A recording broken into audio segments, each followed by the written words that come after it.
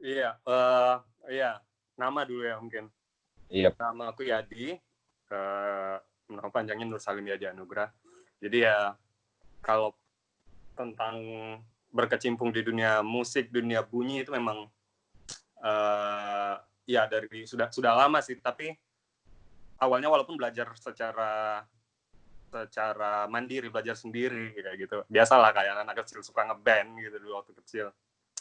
Lalu iya, lalu aku merasa benar-benar serius itu ketika aku mulai SMA itu karena aku terlibat dengan kelompok teater dan aku benar-benar masuk ke situ dan terlibat di penggarapan musik untuk teater dan segala macam di situ. Nah jadi teater itu memberi ruangku untuk bereksperimen di dalam medium bunyi dan juga karena sebelumnya aku belajar gitar klasik, belajar ngeband dan segala macam. Tapi ketika di teater aku menemukan hal-hal baru, eksplorasi bunyi, banyak disiplin, maksudnya banyak disiplin pekerja dari lintas disiplin seninya, lalu banyak gaya yang bisa dieksplor dari musik di dalam teater. Lalu di situ juga aku pertama kali bersentuhan kembali dengan tradisi. Kenapa aku bilang bersentuhan kembali? Karena masa kecilku sebenarnya masa kecil gado-gado. Tadi yang aku bilang belajar main gitar, dengerin lagu-lagu dari kaset tape, lalu setiap kebetulan aku muslim, setelah belajar ngaji itu biasa dulu ngaji baca Quran waktu kecil. Biasanya habis itu disuruh belajar ini tarbangan, perkusi gitu. Oke.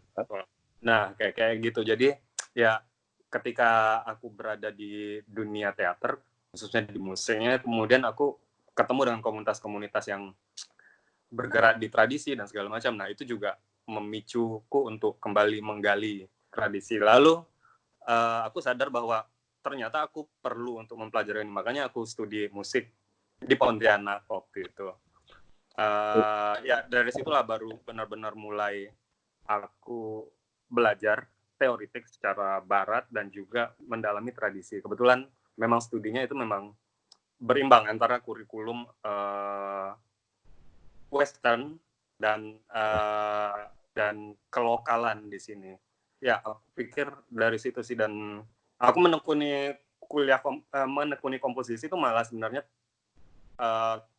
telat karena maksudnya kesadaran secara sadar kompos musik secara sadar untuk musik itu sendiri ketika ya aku bertemu dengan satu guru dan sahabat menurutku yang juga sama-sama kami mendirikan Balentuman. Ya namanya Mas Diki. Mas Diki itu muridnya Pak Roy ke Kuapaha. Mas Diki itu sekarang di Surabaya. Nah, ketika bertemu dengan dia itu ya banyak membukakan gerbang berpikir menurutku dan juga gerbang silaturahmi dengan teman-teman yang ada di luar dari Kalimantan bahwa ya bahwa apa yang diajarkan dengan dia itu tidak semata-mata ilmu, tapi juga bagaimana dia membukakan ruang untuk kami itu bersilaturahmi dengan orang-orang lain yang kemudian membukakan lagi bagaimana belajar dengan ini. Jadi ya sebenarnya organik proses bermusik, belajar musiknya dan segala macam. Aku pikir seperti itu untuk perkenalan. Instrumen pertamamu apa ya, Pak? Instrumen pertamaku, iya, pertamaku itu adalah harmonika ya. Oh, harmonika. Iya, tapi itu nggak lama, Bung. Jadi aku, iya deh. Lalu aku langsung belajar gitar. Karena aku lihat kan kamu fokusnya beberapa itu kayak alat tiup kan, dari kayak semacam tiup kan gitu kan. Iya. Cuma belajar yang lain juga, belajar alat musik yang lain juga. Iya, cuma memang kalau mayorku memang gitar sih dari kecil. Ya dari kalau nggak salah kelas umur 8 tahun aku belajar gitar. Ya waktu itu kenapa aku pengen belajar gitar, karena aku seneng Iwan Fals waktu itu. Iwan Fals ya? Iya. Jadi bapakku itu banyak koleksi kaset tape dari yang kayak gitu, terus slow rock, musik-musik barat, slow rock seperti itu. Nah, jadi aku sering dengerin kaset tape zaman-zaman itu, dan ya akhirnya aku koleksi banyak banget kaset Iwan Fals, terus berburu kaset tape sama bapak biasanya dulu itu. Ya, akhirnya pengen belajar gitar gitu. Terus saat masuk atau serius di akademis itu, lu ngambil studi apa? Kamu ngambil studi apa? Pendidikan musik sebenarnya, tapi minatnya itu adalah komposisi musik di situ yang aku dalami. Walaupun di situ juga aku belajar instrumen lain yang sampai sekarang masih aku tekuni. Aku belajar cello. Walaupun belajar juga aku bisa bilang secara mandiri sih. Gitu. Itu juga sekalian dengan ikut teater sebelum masuk studi di akademis. Sorry, gimana? Itu juga bareng ya terlibat di teater di Balaan di Pontianak. Iya, tapi semenjak aku aktif di kuliah di kampus, aku mengurangi intensitasku untuk kerja dengan kelompok teater, karena walaupun aku merasa aku bertemu hal baru ketika bergabung dengan dunia teater, khususnya untuk eksplorasi bunyi, tapi aku merasa bahwa aku kehilangan ruang untuk berkarya untuk musik itu sendiri. Nah, dan studi musik akhirnya membawaku untuk memahami bahwa ada hal lain yang perlu digali kedalamannya dari musik itu sendiri. Ada hal lain yang harus dieksplorasi menurut kamu gitu ya? Iya, baik secara akademis dan ya banyak hal lah ya dari sisi akademis atau lingkungan kampus ya kan. Terus kayak terjun ke eksperimentasi bunyi gitu, bisa dibilang sejak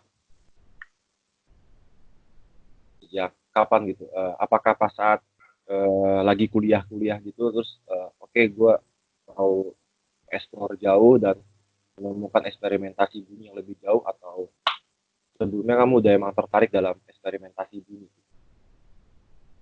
Iya, kalau masalah eksperimentasi bunyi itu menurutku organik, dan itu sebenarnya udah terjadi, seperti balik lagi yang aku katakan tadi, itu sudah terjadi di kala aku belajar di dunia teater. Jadi semua medium-medium baru yang ternyata ini kayak orang baru ketemu mainan baru lah gitu ya. Oh, ini ternyata bisa dibunyiin seperti ini, yang kayak gini. Simbal ternyata bisa digesek, yang kayak gitu. Nah, ketika studi musik secara serius, aku mendalami bahwa apa yang aku lakukan itu ternyata apa yang berkaitan dengan eksplorasi itu ternyata udah aku lakuin sebelumnya, tapi tidak secara sadar gitu. Nah, Ya, kesadarannya. ya Oke. tidak secara sadar, baik secara kompositoris ataupun secara logika musik dan segala macam. Nah, aku pikir di studi musik itu sebenarnya ya, walaupun studi musik itu bagiku tidak begitu banyak memberi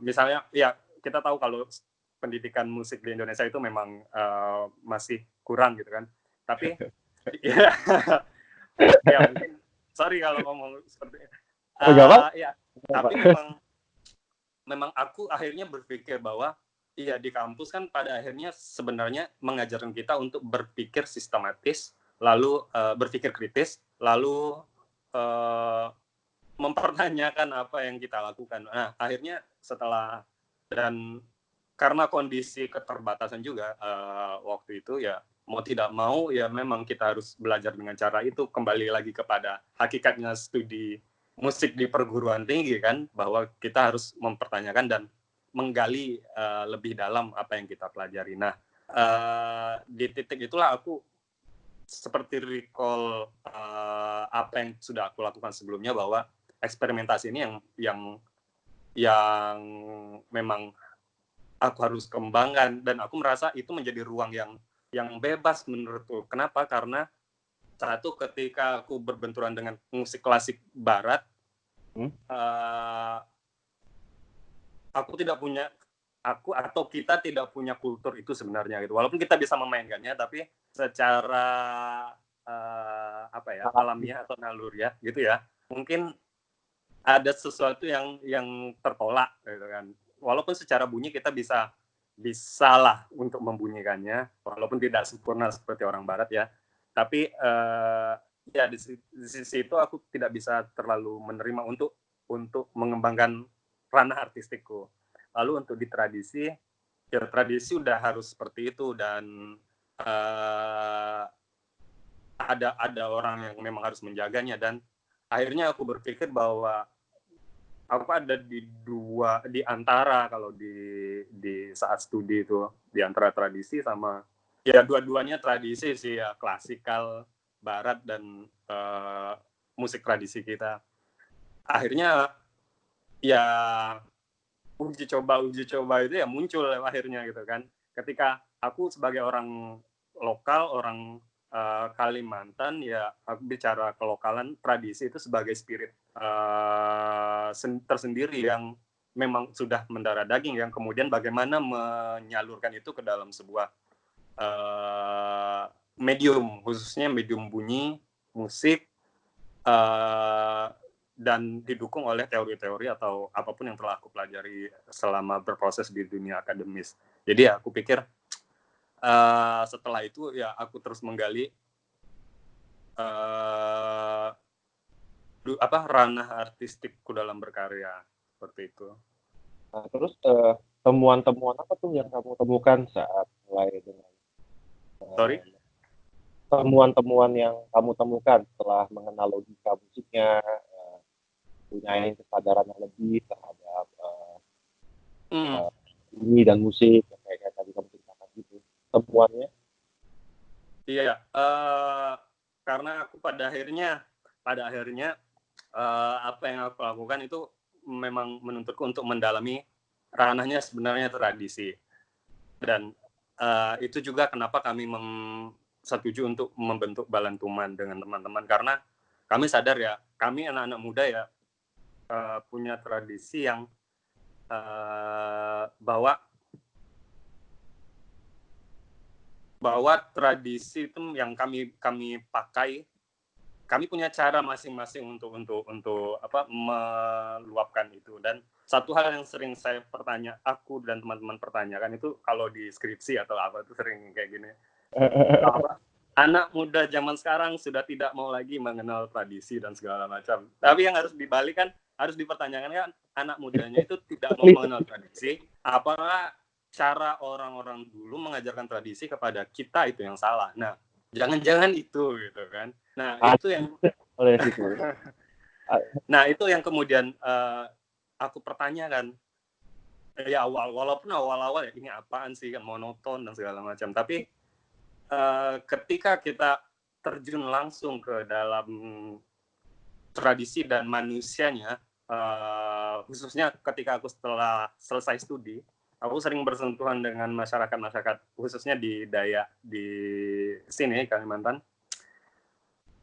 Itu menjadi salah satu faktor, itu jadi salah satu ruang untukku dalam memperkaya ranah artistik sebenarnya, dari mengalami apa. Jadi ya tidak semata-mata secara teoritis dan segala macam, tapi mengalami itu adalah satu hal penting menurutku.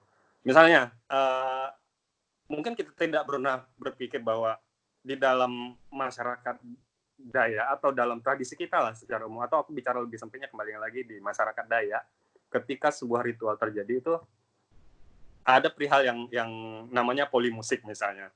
Bahwa di sini main musik, di sana main musik, sana main musik, sini main gong, sana teriak-teriak dan segala macam. Dan itu menjadi satu rangkaian, misalnya di dalam rumah panjang, ketika gawe dan segala macam, semuanya bermain bersamaan, bersaut-sautan. Kalau didengar itu seperti chaos, tapi ketika didengar, kita mengambil jarak untuk mendengar itu seperti satu rangkaian kompositoris yang menarik. Artinya ada aspek polimusik yang ya kita nggak tahu di Barat, di musik-musik Barat itu ya, ada atau tidak misalnya. Walaupun ada setelah itu misalnya karyanya Stockhausen yang ya 3 ensemble seperti itu. Nah, bahwa di tradisi kita juga kekayaan seperti itu sebenarnya ada gitu, dan menarik untuk dikaji gitu. Bagaimana bunyi itu bertubruk-tubrukan. Lalu bicara tentang waktu dalam musik itu juga menarik menurutku. Dan itu banyak mempengaruhi karya-karyaku. Misalnya bahwa di barat waktu adalah strict. Oke. Dan di masyarakat kita, masyarakat Indonesia, waktu adalah ruang fleksibel yang sangat lentur. Khususnya misalnya aku sempit lagi, balik lagi tadi misalnya di Dayak, bahwa waktu itu bukan strict pada angka dan linear, tapi waktu adalah momen menurutku. Kalau dari yang aku temui, bahwa waktu itu momen kapan itu harus dilaksanakan dan di mana. Misalnya bahwa ketika ritual, gong itu menjadi hal penting, atau apapun itu misalnya. Gong itu jadi hal penting. Ketika kamu memulai, kamu harus memulai dengan gong. Mengakhiri harus dengan gong. Kapan memulai dan mengakhirinya? Ya kita nggak tahu gitu kan, tergantung mereka. Apakah ini sudah harus dimulai atau sudah harus diakhiri? Itu jadi sangat lentur sekali. Oleh karena itu aku pikir waktu di tempat kita itu sangat tidak linear dan sangat lentur, dan itu mempengaruhi aspek kehidupan dan juga aspek musikal dalam menggunakan waktu dalam aspek kompositoris. Dan itu walaupun itu juga terjadi di musik baru barat misalnya, bahwa waktu itu menjadi sangat lentur, tapi secara naluriahnya orang Indonesia ya, kembali lagi tadi bahwa waktu itu adalah sesuatu yang lentur. Iya kayak gitu. Atau misalnya kalau orang Melayu misalnya, bahwa segala sesuatu itu adalah simetris. Dan sangat naratif, lalu strukturnya sangat jelas, ada pembuka, ada isi, ada tutup, selalu seperti itu gitu kan. Dan segala sesuatu itu selalu simetris. Misalnya kita lihat pada tarian Japin misalnya gitu kan, semuanya pasti simetris dan memainkan arah yang berulang-ulang misalnya seperti itu. Nah, hal-hal itu kan sangat menarik sebenarnya untuk didalami, bukan hanya untuk mengambil bentuknya sebagai disadur ke dalam karya baru, tetapi untuk mendalami bagaimana sih cara berpikir mereka dan bisa ditransfer, aktualisasi di zaman sekarang. Apakah itu masih relevan misalnya, atau ya kira-kira seperti itu sih. Nah, kalau yang tadi ku dengar, kita bicara tentang tradisi, terus bagaimana waktu itu jadi penting untuk kehadiran bunyi dan kehadiran performance ya, dalam arti bisa disebut performance tadi karena ada bentuk pertunjukan dalam satu ruang, terus ada jarak, ada ruang lagi yang lain kayak kamu bilang tadi. Nah, itu sejauh mana musik tradisi itu mempengaruhi kamu gitu? Karena musik tradisi katakanlah Borneo secara berkarya. Sorry ya karena suaranya putus-putus. Berarti aku ulang pertanyaannya, bagaimana musik tradisi itu mempengaruhi aku dalam berkarya, begitu ya? Ya, terutama musik tradisi Borneo.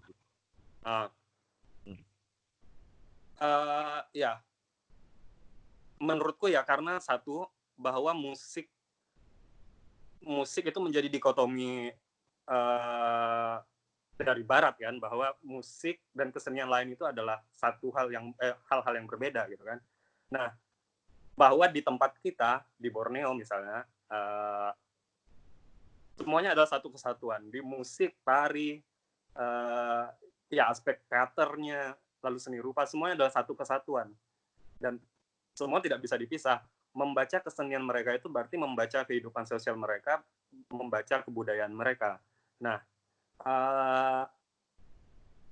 jadi menurutku memahami musik mereka itu juga menuntutku untuk memahami kehidupan mereka sehari-hari. Oleh karena itu, kenapa aku senang untuk datang ke kampung, ke countryside, khususnya karena aku punya beberapa guru di beberapa kampung. Misalnya guru Kak Dede, bagaimana dia main musik Kak Dede, dan aku lebih senang belajarnya waktu aku berkunjung di kampung gitu kan. Bagaimana aku mendalami budaya Kayan yang salah satunya mempengaruhi Henung itu.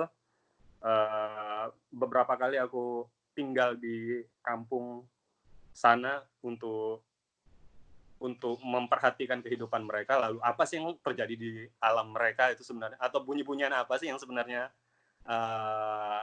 ada di tempat mereka ini, dan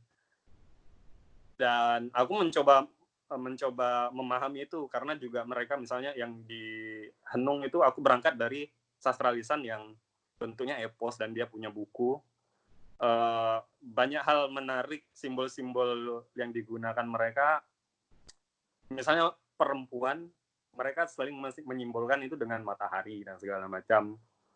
Memanggil perempuan itu dengan nama istilah-istilah seperti matahari, bulan, dan segala macam. Memangkah seperti itu? Lalu ketika aku hadir di kampung dan segala macam, ya memang istilahnya seperti itu, mereka sering gunakan. Iya, lalu hal-hal menarik lainnya tuh seperti yang tadi aku bilang, bahwa memahami musik mereka itu juga seperti memahami kehidupan mereka, itu harus beriringan, dan itu mempengaruhi untuk musikku. Jadi karena aku nggak kepengen untuk mengambil bentuk itu, tradisi itu langsung digunakan sebagai bentuk dalam karya, karena itu nggak baik sih menurutku gitu. Iya, karena yang harus digali itu bukan pada bentuknya, tapi pada bagaimana cara mereka berpikir, bagaimana spiritnya. Iya, kembali seperti tadi, konteksnya dan ya relevansinya ketika itu dihadirkan kembali menurutku. Nah, sekarang menurut kamu karakteristik bunyi di Pontianak itu apa? Kalau jauh ini yang telah kamu lakukan bersama teman-teman dalam berkarya di Pontianak, terus banyak ngobrol bersama guru, kamu bilang tadi kan beberapa gurumu, dan ada nggak yang ternyata Pontianak itu ini loh bunyinya gitu, atau aku nggak tahu karena kamu kan menemukan sesuatu mungkin setelah banyak berkarya di Pontianak secara karakteristik. Aku apa ya? Nggak ada nih. Nggak, maksudku ya aku belum berani bilang ada sesuatu, ada karakteristik. Tapi aku berani bilang ada sesuatu yang mesti dicari mungkin di sini, karena pertama kenapa aku bilang harus dicari, karena ya khususnya Balantuman ya baru 6 tahun, dan itu juga ngos-ngosan hidupinnya sebenarnya. Baru 6 tahun itu udah lumayan tuh. Iya, tapi juga ngos-ngosan. Tapi kenapa aku bilang daripada aku menjawab ada apa di sini, tapi aku lebih prefer mempertanyakan gitu, bahwa sampai saat ini di sini sendiri untuk kayak seperti literatur bahkan sejarah itu menjadi sangat terputus di sini. Pasca 2000, aku bisa bilang pasca 2000-an ke atas, atau 2005, 2003, 2004 ke atas, seniman yang senior dan junior itu terputus, dan benang-benangnya khususnya di musik ya menurutku, benang-benang berpikir satu, benang-benang komunikasi dan segala macam itu terputus, walaupun gak jelek-jelek amat sih, biarin aja gitu putuskan, tapi untuk aspek perkembangan historis itu jadi sangat sulit sebenarnya untuk melacak, karena untuk mengukur perkembangan kesenian daerah itu kan perlu runtutan sejarah juga gitu kan. Nah, kalau atau mungkin malah kalau secara karakter Pontianak, khususnya Pontianak itu seperti mungkin Samarinda sama lah. Pontianak itu melting pot. Semuanya kumpul di situ, jadi ya Banyak banget bunyi yang dibaca. Iya, banyak banget nih di sini. Secara soundscape kota gitu kan, secara Iya, khususnya kan iya sama sih, kayak di sini dekat pelabuhan, sungai dan segala macam gitu. Nah, pasar, sungai, ruang-ruang publik itu sebenarnya sangat sangat ini ya khusus terakhir itu ruang publik ya juga aku membaca bahwa kecenderungan kesenian itu bergerak, artinya misalnya bahwa dulu kesenian itu kalau di sini ada namanya taman budaya itu sama ya Begitu. bahwa dulu ya itu seperti prestisius gitu kan, kalau seniman tuh harus pentas di taman budaya baru kamu dianggap seniman gitu kan. Taman budaya punya posisi misalnya kayak gitu ya. Nah, sekarang dalam kurun waktu 5 tahunan gitulah, bahwa kesenian itu bergeser, artinya kesenian-kesenian di ruang-ruang kecil, intim, lalu di ruang publik, menggunakan fasilitas publik, menggunakan ruang publik kayak warkop dan segala macam, atau galeri kecil-kecilan, itu semuanya bisa bergeser situ. Semua orang bisa bikin pentas gitu. Dan punya semangat kolektif menurutku yang sekarang. Walaupun kalian di sini teman-teman berbeda disiplin, misalnya ada yang eksperimental, ada yang teman-teman indie dan segala macam, itu tetap berjejaring untuk kerjasama. Walaupun ya kadang ngos-ngosan untuk kerjanya gitu kan. Nah, itu sih. Dan banyak yang sekarang akhirnya taman budaya ya walaupun mereka nggak akan mati ya akhirnya mereka ya seperti itu, mereka hidupnya gitu kayak zombie gitu loh. Ya ada tapi ya gitu.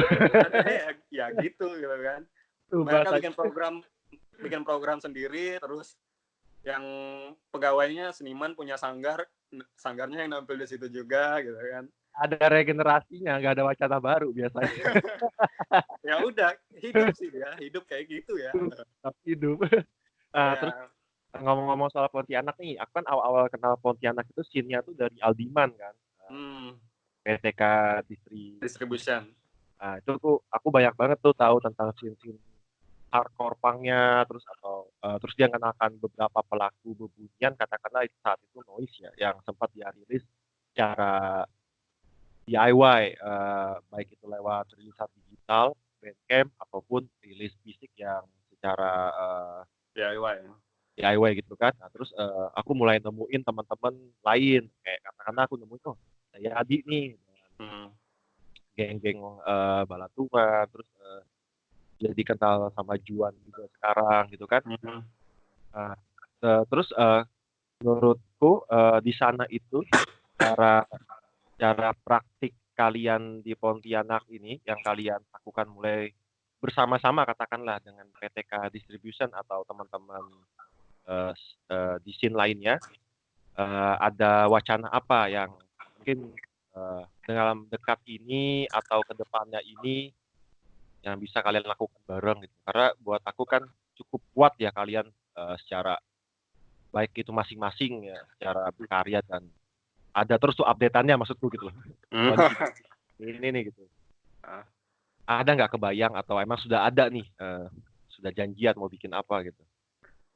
Iya, walaupun belum pernah dibicarakan secara secara formal gitu, tapi di beberapa pembicaraan itu kami bahwa harus berpikir, walaupun kami belum cetuskan akan seperti apa, bahwa kami harus berpikir akan dibawa kemana sih kesenian ini oleh kita yang di generasi zaman sekarang, mau dibawa kemana gitu kan.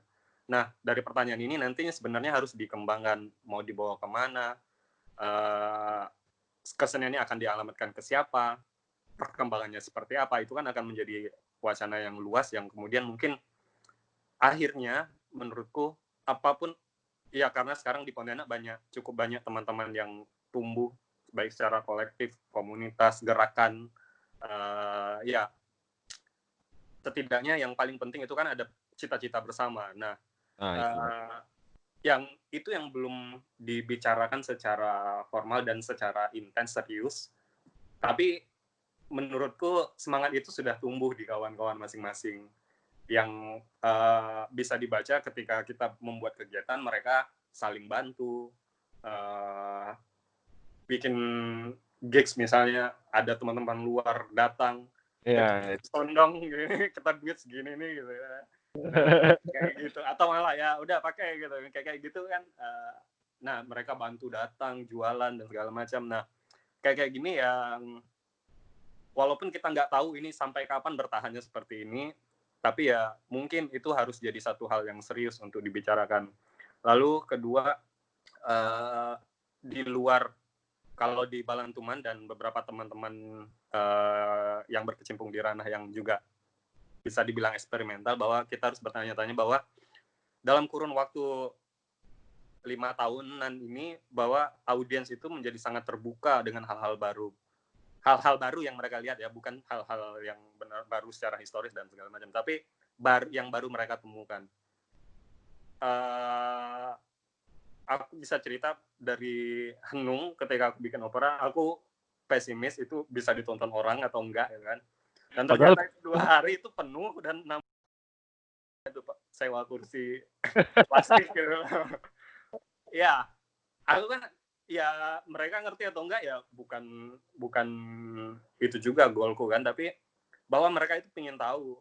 Ternyata mereka itu juga haus tentang hal-hal seperti itu. Dan setelah itu, oke, ini bisa jadi peta aku untuk membaca audiens di Pontianak. Bahwa setelah itu banyak kegiatan-kegiatan, misalnya teman-teman dari Sony Acoustic yang bikin instalasi musik atau DIY instrumen, dan langsung pameran di kafe dan segala macam, bikin presentasi, dan orangnya juga antusias, main di misalnya TEDx dan segala macam. Orang-orang itu sangat senang ngelihat itu dan terbuka. Tapi keterbukaan ini kan juga punya masanya. Nah, bagaimana mendidik audiens ini juga untuk, bukan mendidik sih, bagaimana membuka pikiran audiens tentang hal ini. Jadi ketika dia datang itu bukan cuma karena dia wah ini sesuatu yang baru gitu seperti itu, tapi pada akhirnya ya cita-citanya bahwa itu menjadi suatu kebutuhan bagi audiens atau orang-orang di Pontianak atau di Kalimantan Barat khususnya, bahwa itu menjadi penting loh, bahwa oh ternyata kesenian itu juga ilmu pengetahuan. Nah seperti itu, khususnya musik dan bunyi, bahwa itu juga pengetahuan yang memang harus, ya setidaknya mereka tahu bagaimana cara mengapresiasinya, karena apresiasi itu kan punya pintu-pintu gitu kan.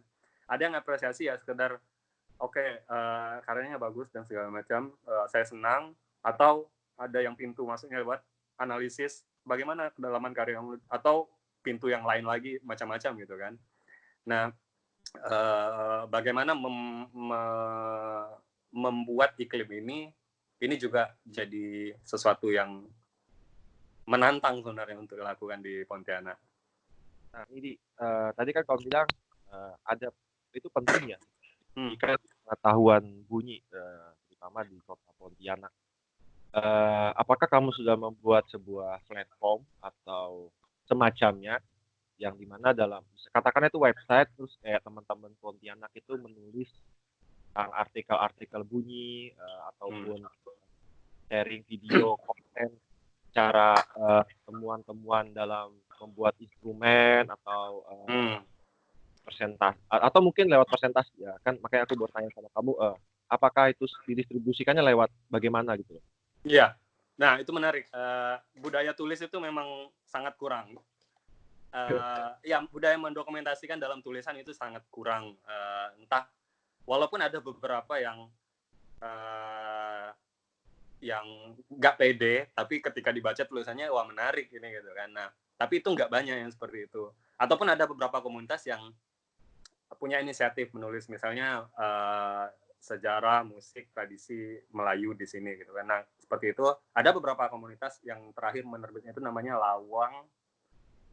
Dia menerbitkan buku seniman Melayu di sini, dan itu menjadi hal penting untuk di sini karena bahkan karena menulis itu menurutku juga perlu energi tersendiri yang memang harus ini ya, niatannya harus besar untuk nulis itu. Nah, yang seperti itu yang sulit di sini, dan kami mencoba beberapa kali, misalnya di Balantuman kami punya sesi presentasi instrumen tradisi. Ini udah berapa tahun yang lalu kami bikin juga, setiap minggu itu kami punya beberapa instrumen, satu orang presentasikan temuannya di instrumen ini misalnya, di Sape, apa sih kemungkinan baru di Sape, eksplorasinya dan segala macam. Nah itu akhirnya dibuat tulisan singkat. Nah walaupun pada akhirnya itu terbengkalai karena nggak ada yang punya energi ngerjain gitu. Nah jadi aku berpikir ya kalau seperti ini ya mungkin kita perlu orang lain yang di luar disiplin musik sendiri untuk melakukan itu menurutku. Nah, jadi dari situ aku pikiran juga untuk sinergitas dengan teman-teman di luar musik, misalnya tulisan dan segala macam yang mungkin nantinya bisa membantu untuk itu. Iya, lalu apa ya? Beberapa arsip itu walaupun belum dipublis itu juga ada dan berencana untuk membuat website terutama di Balantuman tentang pengarsipan musik tradisi yang beberapa yang aku kerjakan juga di situ mungkin akan dipublis nanti arsip-arsipnya agar itu bisa jadi arsip terbuka atau malah orang-orang bisa memasukkan arsipnya ke situ gitu kan. Kita nggak tahu akhirnya orang-orang kampung misalnya tiba-tiba ada ritual atau video mereka dokumentasian apa gitu, harapannya juga bisa dijadikan open source gitu, semuanya bisa masukin. Jadi ya kebaca aja gitu kan. Misalnya di YouTube mau search musik Kalimantan itu Kalimantan Barat itu kan banyak ya kan. Jadi terpetakan misalnya di satu website. Nah, yang kayak gitu sih. Tadi aku boleh tahu dong, Balantuman diceritain dong boleh secara lebar atau secara padat lah saat kita kan dari tadi kita selalu ngobrolin Balantuman, tapi mungkin nggak orang tahu Balantuman itu apa, kerjanya bagaimana, praktiknya bagaimana. Iya. Nah, kalau Balantuman itu sendiri sebenarnya bentuknya itu haji mumpung saya nggak sengaja gitu kan. Waktu itu dapat hibah gitu kan. Dapat hibah itu. Nah, itu dapat hibah pentas Eropa gila langsung gitu kan. Kaget gitu. Jadi waktu itu namanya belum Balantuman, jadi masih cari-cari ini kan. Jadi aku ngebantu Mas Diki yang tadi itu untuk memilih beberapa teman-teman yang bisa ikut untuk proses ini. Waktu itu masih ada tari dan musik segala macam. Ya setelah pentas di sana, lalu aku sama teman-teman mikir, walaupun sempat mandek setelah pentas di sana 1 tahun, ya di 2014, di 2015 itu baru kami putuskan kembali ya bahwa apa yang kita lakukan di sana itu bukan tujuan kita gitu kan, bukan capaian akhir kita gitu kan, tapi itu malah jadi titik tolak kita mau apa setelah ini gitu kan, apakah selesai gitu kan.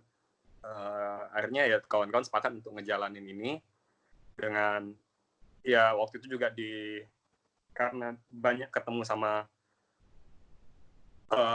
orang-orang yang datang ke Kalimantan Barat, ayo Kalimantan khusus Pontianak bikinlah ini kan ensemble laboratorium untuk musik khususnya komposisi. Ya, akhirnya ya kenapa enggak gitu kan. Kebetulan dari alma mater yang sama semuanya. Jadi setelah itu ya lanjutlah kami, walaupun akhirnya masih meraba-raba dan sampai sekarang juga masih meraba-raba sih. Nah, iya ada beberapa hal yang jadi titik tekan kami juga. Satu itu bagaimana riset tentang musik tradisi dan tentang kultur artis dengan ranah artistik dari musik, komposisi dan segala macam. Dua itu tentang edukasi. Nah, edukasi ini jadi luasnya misalnya edukasi secara audiens, misalnya forum-forum ada diskusi, ngobrol dan segala macam, pasca pentas dan segala macam. Lalu edukasi yang langsung ke para siswa dan segala macam. Ya, yang kayak gitu. Nah, terus pemetaan yang dilakukan Balantuman baik secara pelaku dan praktik di Pontianak itu bagaimana bentuknya? Apakah itu dilakukan atau? ya karena di dalam Balantuman itu banyak lagi, masing-masing itu punya gaya yang berbeda-beda dan punya project sendiri-sendiri. Misalnya ada yang memang hobi ngeband dan segala macam, tapi juga belajar tradisi dan juga main di musik eksperimental. Nah, jadi bagaimana mereka itu bisa di dalam Balantuman itu seperti kayak ya tadi itu melting pot untuk membaca apa sih keperluan kita, apa sih yang harus kita lakukan untuk jadi apa pijakan kerja kita selanjutnya gitu misalnya. Dan juga dalam menentukan repertoar itu jadi penting. Misalnya kami setiap tahun itu punya agenda konser juga, Swaka Suara namanya. Itu sebenarnya konser potret untuk komposer yang ada di Balantuman gitu ya. Jadi setiap tahun itu mereka bikin karya pentas kecil-kecilan gitu sih. Dan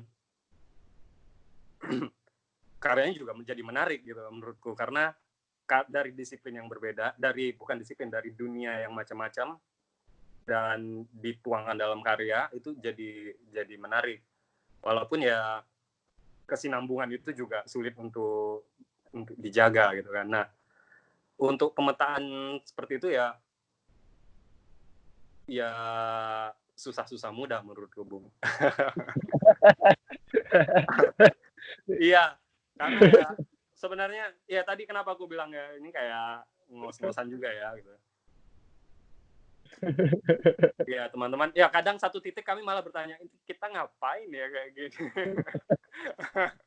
Iya, aku jadi pengen tanya nih, Iya, baik misal, dari kamu ataupun Balantuman itu ada kerja kolaboratif bareng sama warga nggak sih? iya. Kalau ceritain nggak gitu? Yang terakhir itu ya kami punya walaupun bukan pernah punya program tapi nggak jalan. Iya, bahwa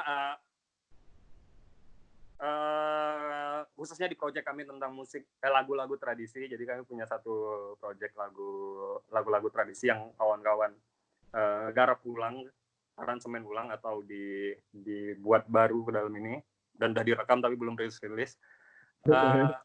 Iya, ini tadi baru lagi masih ini. Jadi misalnya bahwa ketika mengerjakan satu lagu, misalnya lagu tidur, orang Kayan, dan aku teringat waktu itu dapat arsipnya dari satu website etnomusikolog, antropolog di Paris. Lalu dari situ aku ulik dan nggak sama teman-teman Balantuman aku ulik dan kami nggak tahu bahasa Kayan gitu kan. Akhirnya kami punya kesempatan untuk bawa rombongan ke Hulu Sungai Kapuas, ke kampungnya langsung. Lalu dari situ kami belajar sama-sama dan mereka ketika kami tunjukkan lagu itu seperti tergamam misalnya. Wah, kayak ya mereka kehilangan satu generasi kalau istilah mereka untuk lagu tidur seperti itu gitu. Dan akhirnya dari situ mereka jadi semangat untuk misalnya bantu kami mentranskrip lagu-lagu tersebut ke dalam teks dan segala macam. Lalu ya dinyanyikan dan segala macam. Nah, akhirnya kami rekam. Nah, itu juga menjadi satu hal menarik bagaimana melibatkan masyarakat untuk khususnya orang-orang Kayan untuk berpartisipasi misalnya mentranskrip lagu-lagu itu dan kemudian kami aransemen seperti itu. Dan beberapa misalnya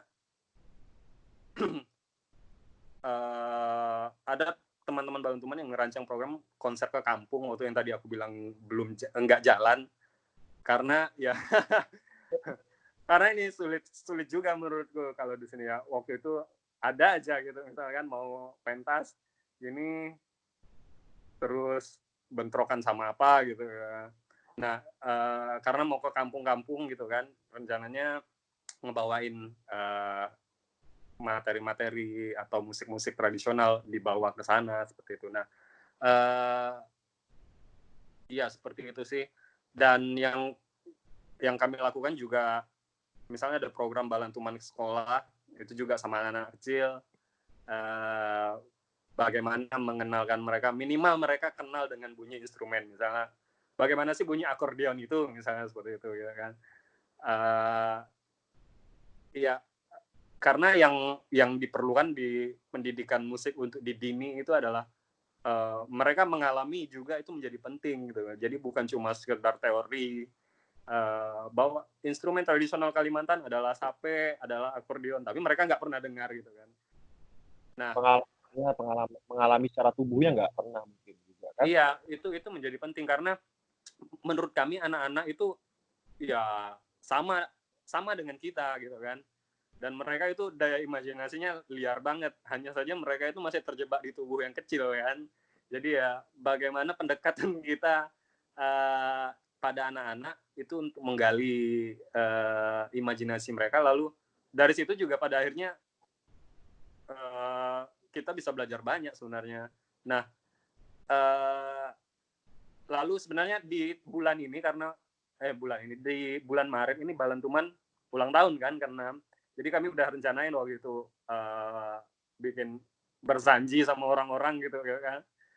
Tapi ya karena pemerintah bilang nggak boleh, jadi nggak diizinin Pak RT gitu kan. Jadi orang-orang ininya yang main hadrahnya itu waduh nggak jadi ya gitu. Nggak boleh, lagi di rumah Iya, saja. nggak bisa Pak katanya. Oh ini ibu-ibu pengajian aja nggak bisa katanya. Ya udah gitu. Banget. Boleh, boleh. Ya itu sih terakhir. Harusnya di Maret ini kami punya beberapa agenda ya. Tadi berjanji sama warga, lalu suaka suara itu akhirnya harusnya di tanggal 26 kemarin, tapi ya sepertinya harus diundur gitu.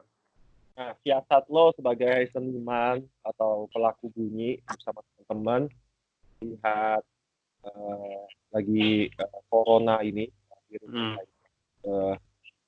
ada social distance, terus ada tidak bertemu secara langsung, secara interaksi dan lain-lain. Akhirnya apa siasatmu atau membaca ini gimana baik secara berkarya ataupun secara ya aku iya aku sering, salah satunya aku sering diajak untuk misalnya teman, ayo kita ngejam bikin video rame-rame main musik gitu ya. Nah, itu tuh. Ya misalnya kayak gitu, tapi aku lebih senang untuk menikmati daripada ikut terlibat, karena aku coba melihat bahwa sekarang itu harus kita akui gitu kan, bahwa orang sering bilang bahwa internet misalnya dunia maya gitu kan, internet itu tapi kita harus akui sekarang bahwa internet itu adalah realitas baru gitu kan, realitasnya tersendiri yang itu nggak bisa dipungkiri, dan memang terjadi sekarang bahwa kecenderungan kesenian juga teknologi itu juga menjadi penting gitu kan, bahwa tidak lagi masalah ruang yang sama, kesenian itu bisa terwujud sendiri, dan banyak sekali akhirnya hal-hal yang nggak mungkin itu bisa terwujud gitu kan, khususnya di musik gitu. Walaupun ya kita paling sering terbentur kayak entah internet lelet lah, entah masalah teknis, itu kan itu jadi hal yang ya sebenarnya tidak terlalu signifikan mempengaruhi, tapi fenomenanya itu yang harus kita lihat. Internet itu juga bisa membuat kesenian seperti ini loh gitu kan. Nah, ya jadi ya kita harus menyadari sampai sekarang bahwa internet itu ada realitas yang harus kita akui gitu. Tapi jadi menarik juga menurutku karena misalnya bahwa walaupun ini sini ya, kalau panggung itu kan kayak privilege ya kan, cuma seniman-seniman atau siapa orang-orang tertentu yang bisa misalnya punya finansial atau dan segala macam itu yang bisa mempertunjukkan karya mereka. Tapi di internet orang yang nggak pernah aku lihat itu kadang bikin musik gitu kan live gitu. Nah ini jadi menarik gitu kan, mereka walaupun mereka sadar mereka ditonton gitu kan, tapi ada keberanian yang mereka itu bisa dijadikan ruang berekspresi gitu. Aku pikir setelah ini mungkin ada banyak peluang kesenian yang harus jeli kita baca dari internet. Iya. Dari medium inilah ya. Iya. Walaupun aku Banget. belum tahu ini akan seperti apa, tapi internet itu harus ya punya potensi besar bagi perkembangan kesenian selanjutnya gitu. Apalagi audio kan. Apalagi audio ya. Audio kan. Ah, Ya, ah. banget nih Ah, peluang-peluangnya gitu. iya, Kayak karena menurutku audio itu khususnya audio bunyi itu kan bagaimana mereka mengalami bunyi itu sendiri dan ya internet udah luar biasa bisa bikin binaural, bisa bikin 3D audio dengan headphonemu misalnya seperti itu kan. Tapi untuk pertunjukan yang membutuhkan kehadiran dalam ruang itu kan yang masih sulit gitu kan. Tapi bukan tidak mungkin misalnya menggunakan virtual reality, misalnya pakai kacamata dan segala macam itu kan bisa sangat memungkinkan gitu kan. Nah, potensi-potensi seperti itu yang hendaknya nanti mungkin kita harus jeli setelah wabah yang kita hadapi sekarang ini. jadi pingin nanya serius lagi nih. Pola-pola Yadi saat mengkompos eh, baik itu bunyi maupun musik itu gimana tuh? Ceritain tuh. Kamu kan Pola, komposer, kamu kan komposer. Ada ah, polanya kan? Ada praktiknya tuh pasti terstruktur juga kan? Atau iya gimana benar. praktekmu gitu loh? Iya, uh, ya kadang terstruktur, kadang nggak ngawur aja gitu. Iya, tapi aku seneng ya sama kayak kita garap elektronik misalnya gitu, kayak garap sampel dan segala macam. Aku seneng nyicil sampel karya misalnya nulis, oh ini akan ya ini ya bikin ya simpan gitu kan. Atau karya karya bikin nulis-nulis enggak jadi jelek gitu misalnya. Nah, seperti itu disimpan ide-ide seperti itu. Karena aku berpikir bahwa ya itu musik itu adalah materinya adalah bunyi itu sendiri ya.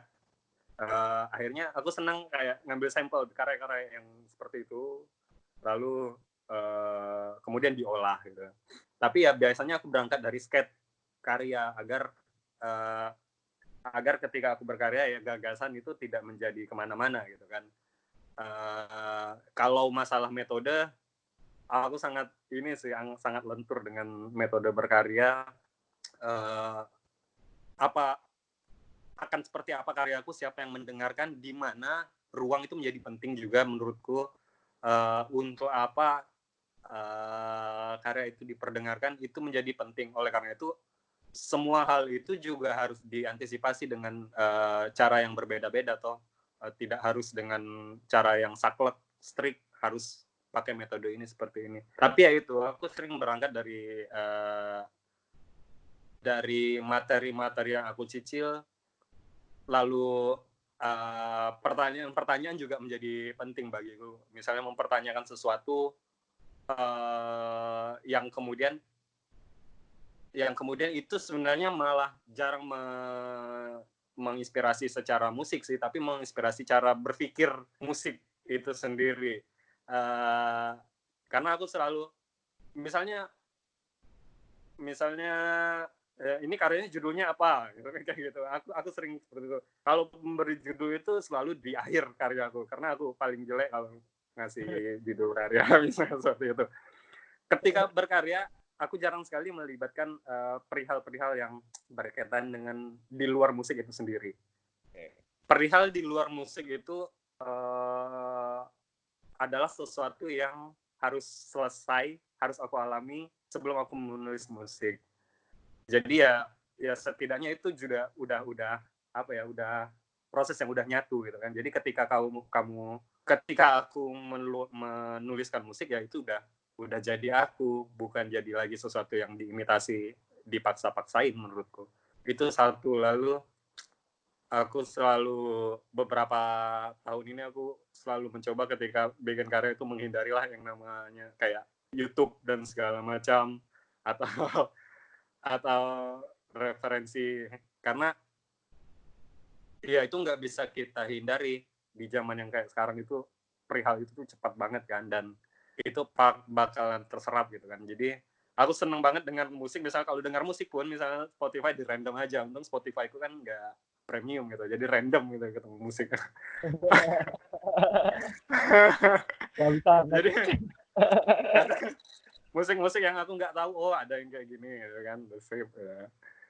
Nah, Ya, karena referensi itu mengaruhi preferensi pada akhirnya gitu kan.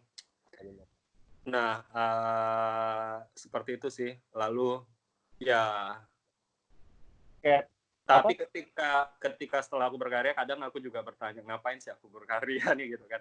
Apa sih fungsi?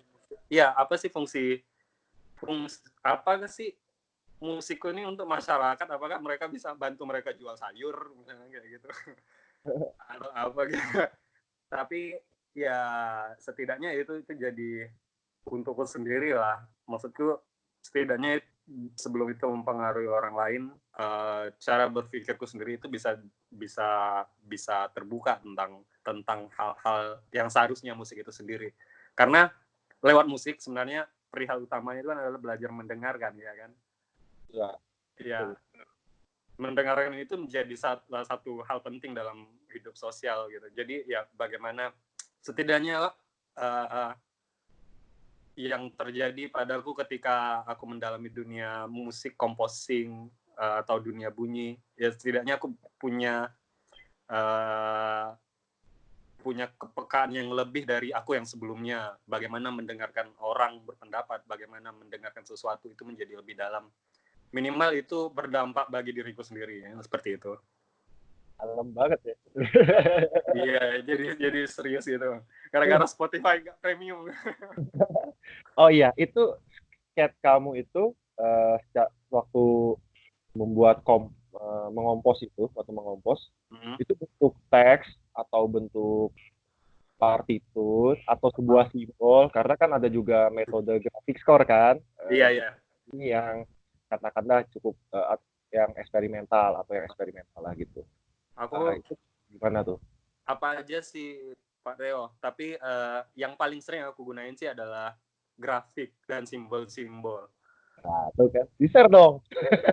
Iya, ada sih beberapa coret-coretan gitu yang memang aku jaga juga gitu. Siapa tahu nanti aku bisa ini kan, wah ini jadi hal penting misalnya kayak gitu. Iya, itu menarik soalnya metode-metode grafik score dan score-score teman-teman yang dilakukan secara berbeda-beda gitu. Iya, Menarik. karena ya kalau kita kita pahami bahwa chords itu sendiri adalah kan simbol gitu kan. Bagaimana musisi, bagaimana komposer itu melogikakan bunyi lewat simbol visual gitu kan. Yang Melalui kemudian ya bahwa simbol itu tuh bukan musik gitu kan, tapi fenomena yang terjadi itu yang musik gitu kan. Tapi bagaimana proses itu kan jadi menarik untuk dilihat. Bagaimana sebuah skor yang berbentuk visual, simbol-simbol itu dipelajari. itu, oke. Komposisi yang baik itu menurut Yadi gimana sih? Wah, Kapok lu. wah. Komposisi yang baik itu ya menurutku ya yang uh, ya menurutku komposisi yang baik atau begini, komposer itu adalah orang yang menjadi refleksi fenomena yang terjadi di zamannya. Itu kenapa misalnya Pierre Boulez, kenapa Stockhausen, kenapa Schoenberg itu ngetop di zamannya karena mereka relevan dengan zamannya. Karya mereka relevan saat itu gitu kan. Artinya dan apa yang terjadi, misalnya perang dunia, keputusasaan dan segala macam. Ya itu memang mereka gitu kan. Dan itu sangat relevan dengan karyanya. Itu refleksi masyarakat. Komponis adalah refleksi masyarakat. Nah, komposer memang menurutku harus jadi seperti itu. Harus menjadi refleksi masyarakatnya. Fenomena apa yang terjadi, apa yang akan terjadi itu juga menjadi penting. Nah, lalu untuk komposisi yang baik menurutku ya komposisi yang dapat merangkum konteks atau relevansi saat ini menurutku seperti itu. Karena balik lagi ke prinsip dasar musik seperti yang tadi kita bicarakan bahwa musik itu adalah mendengar atau lebih dalamnya lagi deep listening misalnya seperti itu, bahwa bagaimana kamu menulis musik cuma asik masalah teknik tapi nggak memperhatikan apa yang terjadi gitu kan. saat ini. Akhirnya musik yang kita bikin itu nggak relevan. Menurutku seperti itu. Posisi kamu sekarang ada di mana sih? Nah, jadi dalam dalam tim bunyi tak Ya, ini. aku juga masih bingung posisiku di mana ini gitu kan. Karena membaca di scope yang artinya uh, posisi kita atau lingkungan kita ini kan sudah sangat global, sangat luas gitu kan. Apa yang terjadi di kita itu belum tentu terjadi di luar sana, atau jangan-jangan di luar sana terjadi lebih luas gitu kan. Nah, posisi kita di mana itu menjadi hal yang sulit untuk aku jelaskan. Tapi aku merasa bersyukur bahwa apa yang aku lakukan itu juga ada beberapa komponis yang misalnya senang bahwa musiknya diapresiasi oleh orang-orang sedikit, orang-orang sedikit dan kompeten di bidangnya, misalnya profesor-profesor di ranah akademis, misalnya seperti itu, bahwa musiknya diapresiasi oleh ranah akademis, forum-forum seperti itu, ada seperti itu, dan itu tidak masalah menurutku gitu kan. Tapi aku merasa bersyukur bahwa misalnya komposisiku didengarkan misalnya dengan anak-anak punk, underground dan segala macam. Iya, dan aku merasa lingkup bergaulku semenjak misalnya kenal teater, lalu studi antara tradisi dan musik modern, lalu kenalan sama orang-orang yang ya dari zaman aku sekolah atau kuliah, kenalan sama gig-gig punk dan segala macam seperti itu. Itu yang salah satu membentuk cara aku berpikir tentang musik, bahwa ya tidak peduli bentukmu mau seperti apa, mau avant-garde, mau chaos, mau harmonis, mau tonal dan segala macam apa itu kan, asal sesuai konteks, relevan nggak sih dengan zamanmu gitu kan. Nah, ya posisiku sekarang seperti itu. Aku senang dengan musikku didengar sama anak-anak punk, anak-anak underground di ranah-ranah di luar dari duniaku, seperti itu. Lebar ya akhirnya ya. Iya. Ya. menarik gitu. Oke deh, ini terakhir deh, pertanyaan terakhir deh. Menurut kamu di Indonesia sendiri, baik itu bunyi atau pelaku atau suara, musik eksperimental, siapa yang menurut kamu tuh penting kamu sebutkan? Apa aja nggak apa-apa. Boleh dengan alasannya juga. Ya, menurut Yadi. Oh, Ya, kan menurut kamu. iya, menurutku ya. Iya. Iya, karena menurutku semuanya penting ya sekarang ya. Tinggal bagaimana menghubungkan semuanya itu menjadi satu kepentingan besar untuk kemajuan. Wah, tapi ya, Boleh penting secara komposisinya harus kamu dengar atau praktiknya sini. iya, menurutku misalnya kalau di ranah komposisi di ya komposisi yang aku geluti, misalnya khususnya di generasi muda itu, misalnya ada temanku namanya Septian Dwi Cahyo, Gembul. Dia sedang studi, ya mungkin kenal gitu kan. Ya, dia sekarang studi di Graz University, dan ya dia cukup agresif di dalam progresif di dalam, khususnya di pengembangan bahasa musik komposisi di zaman sekarang.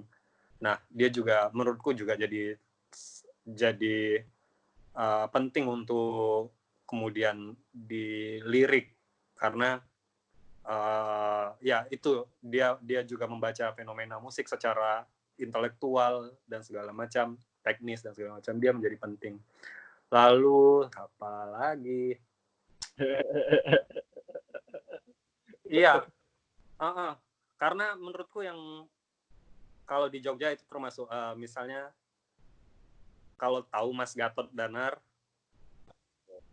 ya dengan teman-teman rekam bergerak, Art Musik Today, dan ya Mas Gatot juga jadi salah satu yang membuka pikiranku sih tentang musik, dan dia menjadi penting. Lalu ada Gema Soroget, ya dia menurutku seniman perempuan yang yang juga sangat penting karena beliau juga muridnya Pak Slamet langsung juga. Lalu ya setelah itu ya banyak sih komponis-komponis lain yang tua-tua dan segala macam. Tapi ya aku juga menaruh respect pada teman-teman underground sebenarnya. Underground, punk, scene eksperimental. Kenapa? Aku kok ya berpikir, tapi ini direkam ya. Nanti diedit. Iya, iya.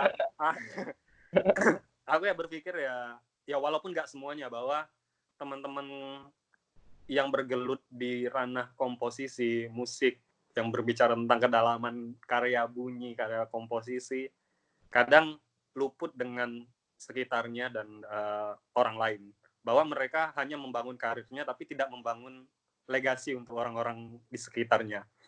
Tapi itu beda yang terjadi dengan teman-teman di ranah eksperimental, underground dan lain-lainnya, bahwa mereka ya saling dukung dan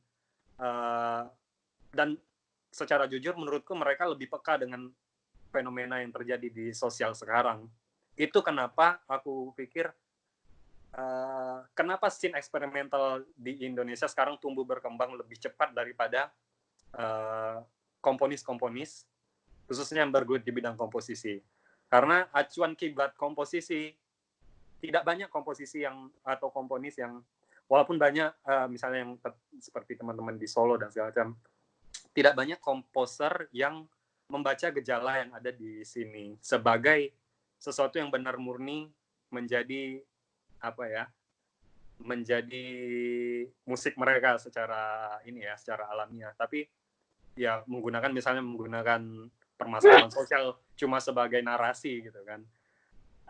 Beda dengan teman-teman eksperimental yang membaca gejala-gejala misalnya alay atau gejala-gejala geber-geberan motor dan segala macam, itu menjadi sesuatu yang ya memang itu Indonesia banget, memang itu jiwanya kita gitu, dan itu sangat relevan dengan kebudayaan kita. Akhirnya bahasa musik atau bahasa bunyinya itu lebih mudah berkembang untuk kita di sini, dan ya itu menjadi sangat genuine menurutku, daripada bicara tentang komposisi tapi estetika bicara tentang kiblatnya semuanya ke barat dan segala macam, teknik dan segala macam. Ya aku pikir aku menaruh respect sih dengan teman-teman di situ, di eksperimental, underground dan scene punk dan segala macam lah itu. Bagaimana kemandirian itu juga menjadi hal penting yang aku salut dengan teman-teman DIY yang eksperimental tadi dan segala macam, punk, scene underground. Karena ya menjadi sangat sulit sekali ketika komposer, menurutku komposer itu kan bikin karya dan harus ada yang mainin kan pada akhirnya. Nah itu jadi hal sulit untuk punya orang yang mau mainin karya mereka. Kenapa? Iya sih. Ya, Iya sih. satu itu kan masalah teknis gitu kan, orangnya gitu kan. Kalau ada orangnya, apakah dia mumpuni untuk main karya yang jelimet misalnya? Komponis kan sering bikin jelimet gitu. Apakah mereka mumpuni untuk main secara teknikal seperti itu gitu kan? Lalu ketiga, apakah komponisnya gaul dengan orang-orang seperti itu gitu kan? Orang-orang di luar kepentingan mereka untuk karya mereka dimainkan. Nah itu beda dengan yang terjadi dengan teman-teman di scene yang aku sebutkan tadi, bahwa ya mereka bergaul, saatnya mereka pengen main tasin musik ya sendiri juga oke gitu ya. Nah yang aku dapat ketika aku ya kebetulan aku rezeki 2 kali untuk ke IECM yang composer meeting, dan itu sangat membuka sih menurutku. Yang pertama yang kayak aku yang doa dari tanah itu, ya yang keduanya ketika aku dapat komisi untuk nulis karya. 2 kali itu juga menurutku membukaku berpikir tentang musik. Bahwa yang pertama itu ada satu komponis namanya Martin Pading. Di tahun pertama itu dia kuat untuk nyuruhku sekolah di sekolah sana di Den Haag, karena aku juga senang dengan scene di Belanda. Secara komposisi, secara musik itu mereka sangat open minded banget gitu kan. Dan jadi aku tertarik, dan dia juga menawarkan untuk studi di sana. tahun kedua aku belum masukin lamaran studi, padahal dia udah kirim-kirim email dan ngajak ke sekolah gitu kan untuk ngelihat. Lalu satu titik dia bilang ke aku, karena dia juga ngepoin aku, ternyata aku sering jalan ke sini, belajar ke sini, ketemu orang kampung dan segala macam, pentas di sini. Akhirnya satu titik dia bilang, kalau kamu nggak mau sekolah ya juga nggak apa-apa, ya itu nggak penting katanya. Jangan-jangan perjalanan kamu lebih penting dan lebih bermanfaat untuk ilmumu daripada sekolah. Nah, di titik seperti itu aku ya langsung tersentak gitu kan. Oh, dia berpikir seperti itu. Lalu kedua, ada satu komponis dari Inggris namanya Ed Bennett. Itu dia dia menarik karena dia langsung bilang gini, permasalahan sama seperti yang aku bilang tadi. Komponis itu selalu kesulitan kalau karyanya mau dimainin gitu kan. Nah, langsung dia nyerang komponis itu, yang komponis muda. Si Ed Bennett itu bilang, komponis, kalau kamu mau karyamu dimainin, bikin band sendiri, bikin ensemble sendiri gitu kan. Akhirnya apapun instrumen yang kamu mau itu ya yang ada di sekitarmu ya. Artinya misalnya ya nggak punya pemain cello, ya punyanya biola ya biola gitu kan. Punyanya seperti itu. Nah, di situ aku belajar bahwa ya komponis ya juga harus mempunyai kelompok sendiri gitu kan. Artinya ya nggak harus dengan misalnya ya karya komposisi itu harus punya karya kuartet misalnya gitu. Ya kalau kita nggak punya kuartet ya gimana gitu kan. Memang kita nggak bisa dibilang komponis gitu kan. String quartet gitu kan. Adapun string quartet misalnya mainnya sumbang-sumbang ya. Kalau karya dimainin sumbang-sumbang ya walaupun atonal tapi kalau sumbang kan gitu. Sama aja. Sama aja gitu kan ya. Jadi ya harus relevan sih menurutku dengan apa yang ada di sekitar, di lingkungan dan apa yang ada apa yang terjadi. Iya, luas banget sih. Pokoknya kayak itulah, aku menaruh respect yang tadi ke scene-scene yang tadi sebenarnya. Ya. Sama sih, sama. Sama aja. Oke. Iya. Atau ada yang mau kau sampaikan lagi? Enggak sih, udah. Kebanyakan yang malah ya. Santai. 1 jam lumayan. Udah. Gak terasa. Oke, terima kasih ya, Di. Ini kita atas wawancara videonya dari anak. Oke, aku matikan recordingnya dulu biar bisa off record. Siap. Oke. Matiin.